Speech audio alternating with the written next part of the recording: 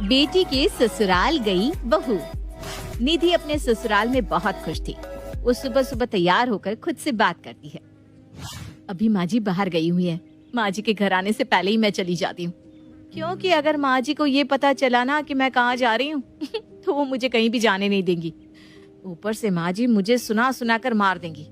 यही सही रहेगा कि माँ जी के आने से पहले ही चली जाऊं।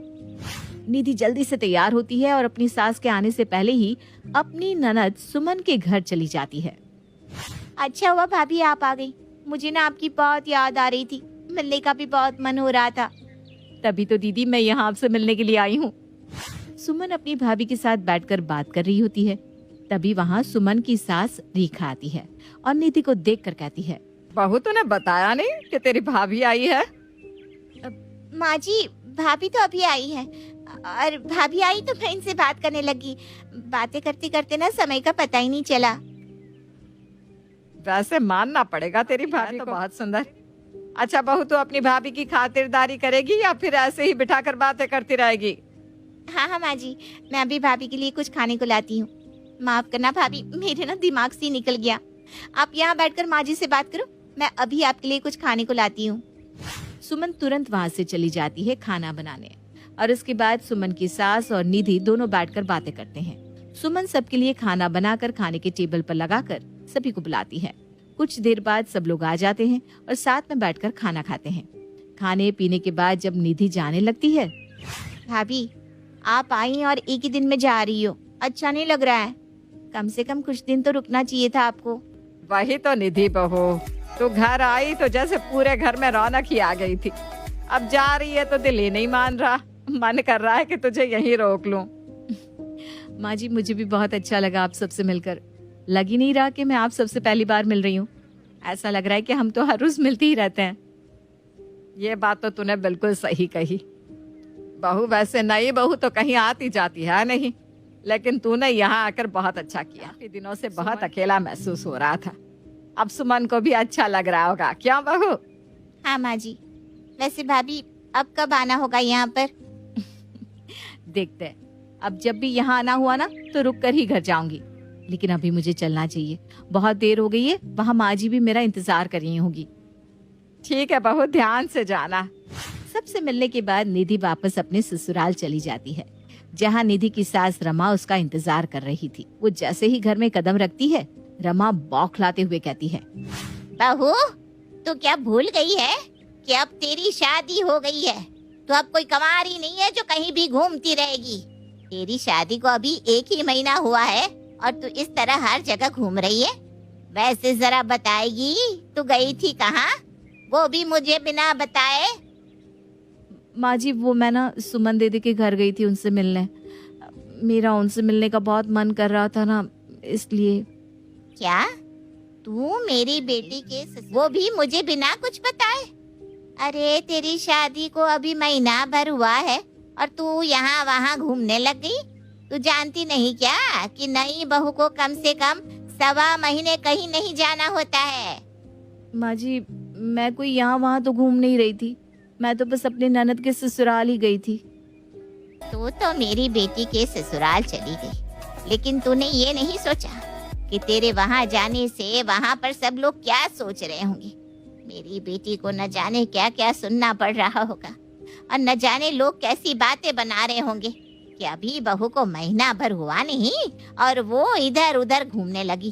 अरे कटवा दी तूने मेरी नाक। माँ जी आप ना कुछ ज्यादा ही सोच रही हो।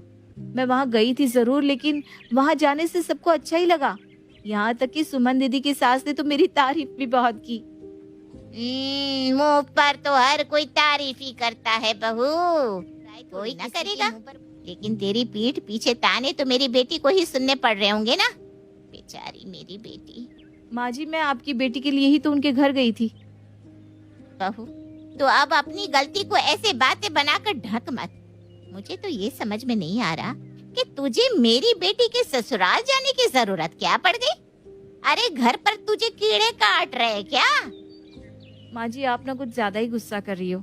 अपनी बेटी से ही पूछ लो, मैं वहाँ कुछ गड़बड़ करने नहीं गई थी जो आप मुझे इतना सुना रही हो। क्या पूछो अपनी बेटी से? तू तो करके आई ना जो तुझे करना था। मुझसे पूछना भी जरूरी नहीं समझा तूने? तुझे तो हमेशा अपनी मन की ही करनी है। अरे लेकिन माँ जी, लेकिन क्या बहू, तुझे वहाँ किसी ने बुलाया ही नहीं। जब तुझे किसी ने बुलाया नहीं था तो तू मुंह उठाकर वहाँ चली कैसे गई? खुद की और हमारी दोनों की ही बेइज्जती करवा दी तूने। अब मिल गई ना खुशी तुझे। रमा अपनी बहू को बहुत खरी खोटी सुनाई जा रही थी और निधि की एक भी बात सुनी नहीं रही थी। निधि को अपनी सास की बातों का बहुत ज्यादा बुरा लगता है और वो वहाँ से अपने कमरे में रोते हुए चली जाती है। तभी वहाँ रमा का बेटा दीपक आता है और ये सब सुनकर कहता है, माँ बस भी करो, आप जिसको इतना सुना रही हो ना, आपको पता भी है आज उसकी वजह से आपके लिए कितनी अच्छी चीज हुई है। मेरे लिए क्या अच्छी चीज होगी? मेरी बेटी के लायक छोड़ा नहीं तेरी बीवी ने, और तू कह रहा है कि अच्छी चीज होगी। माँ भूल गई क्या जिस बेटी के बारे में आप इतना बोल रही हो? जब कुछ दिन पहले उसने आपसे पैसे मांगे थे तो आपके पास उसे देने के लिए पैसे नहीं थे, और जब आपने मुझसे मांगे तो मेरे पास भी नहीं थे। हाँ तो क्या हुआ? मेरी बेटी ने पैसे क्या मांग लिए? बहू तो सीधा उसके ससुराल ही चली गई। अरे उसकी ससुराल जाकर बहू ये जताना चाह रही थी क्या कि उसने पैसे मांगकर कितनी बड़ी गलती की है? यही तो कह रहा हूँ माँ, मैं निधि कोई अपनी मर्जी से नहीं गई थी और ना ही वो किसी को ये जताने गई थी कि सुमन ने पैसे मांगकर गलती की है, बल्कि निधि आपकी बेटी के ससुराल उसकी मदद के लिए गई थी। निधि के पास पैसे थे तो वो खुद गई थी सुमन को पैसे देने। तू झूठ बोल रहा है। तू बस अपनी बीवी को बचाना चाहता है, इसीलिए ये सब मनगढ़ंत कहानी बना रहा है। पर मुझे इन सब पर विश्वास नहीं है, समझा तू? माँ मुझे आपसे झूठ बोलकर कुछ नहीं मिलने वाला। मैं आपसे सच बोल रहा हूँ, वो सच जो मुझे निधि ने बताने से मना किया था। लेकिन आपकी ये हरकतें देखकर मुझसे अब और चुप नहीं रहा गया। लेकिन सच जाने के बाद भी आपको झूठ लग रहा है। ऐसा करो, आप खुद अपनी बेटी या बेटी के ससुराल वालों। सारी बात पता चलने के बाद रमा को अपनी गलती का एहसास होता है और उसे अपने किए पर काफी पछतावा भी होता है। वो निधि से माफी मांगने के लिए उसके कमरे में जाती है जहाँ निधि रो रही थी। ये देखकर रमा कहती है, बहू सच में तू बहुत ही ज्यादा अच्छी है। तू इस घर के बारे में कितना कुछ सोचती है, हमेशा घर का भला चाहती है। लेकिन मैंने आज तुझे इतना कुछ सुनाकर बहुत गलत किया। मुझे माफ कर दे बहू। नहीं नहीं माँ जी, आपने कुछ गलत नहीं किया और मुझसे माफी मांगकर मुझे शर्मिंदा मत कीजिए। वैसे मैं वहाँ सिर्फ ननद जी की मदद के लिए गई थी, लेकिन आपने तो मुझे ऐसे सुनाया जैसे मैं वहाँ ननद जी का घर तोड़ने गई थी। बहू मैं बस इसलिए गुस्सा हो गई क्योंकि बेटी के ससुराल से कोई बुलावा नहीं आया था, और ऐसे किसी के भी घर बिन बुलाए जाना अच्छा नहीं लगता। ऊपर से तेरी नई नई शादी हुई है, वहाँ पर सब लोग तेरे बारे में क्या सोच रहे होंगे क्या नहीं, बस यही सोच के मैं भड़क गई थी। माँ जी, अब भी आपको यही दिख रहा है कि मैं आपकी बेटी के ससुराल में बिन बुलाए चली गई? सच में मेरी ही गलती है, मुझे नहीं जाना चाहिए था। कोई बात नहीं। निधि को अपनी सास की बातों का बुरा तो लगता है पर वो कुछ नहीं कहती। उसी शाम सुमन अपनी सास के साथ निधि के घर आती है और आते ही निधि को गले लगा लेती है। थैंक यू भाभी, सच में आपकी वजह से मेरी बहुत मदद होगी। आप नहीं होती तो न जाने क्या होता मेरा। ननद जी आप यहाँ कैसे? और माँ जी आप भी इनके साथ यहाँ कैसे? हमने तो बुलाया नहीं आप लोगों को। आप यहाँ बिना बुलावे कैसे आ सकते हैं? ऐसे अच्छा थोड़ी ना लगता है। बहू ये क्या बोल रही है? ये सुमन की सास है और तू सुमन की सास से ऐसे कैसे बोल सकती है? वो क्या सोचेंगी हमारे बारे में? माँ जी ये क्या बात हुई? अरे जब मैं सुमन दीदी के घर गई थी तब भी आपने यही कहा था ना कि बिना बुलाए कहीं जाना नहीं चाहिए। न जाने मेरी बेटी के ससुराल वाले क्या सोच रहे होंगे। अब जब ये लोग हमारे घर आए तो हमें भी यही सोचना चाहिए ना। अरे हमें भी तो सोचने का मौका मिलना चाहिए ना।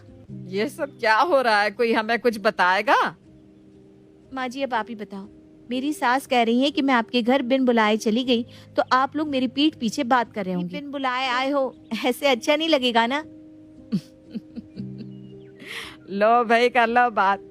अपनों के घर भी आने के लिए इजाजत की जरूरत होती है क्या?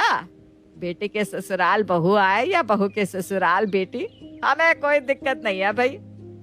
रेखा की बात ने रमा को सच में अपनी गलती का एहसास करवा दिया था, जिसके बाद रमा सबके सामने निधि से माफी मांगती है और उनका पछतावा देख निधि अपनी सास को माफ भी कर देती है।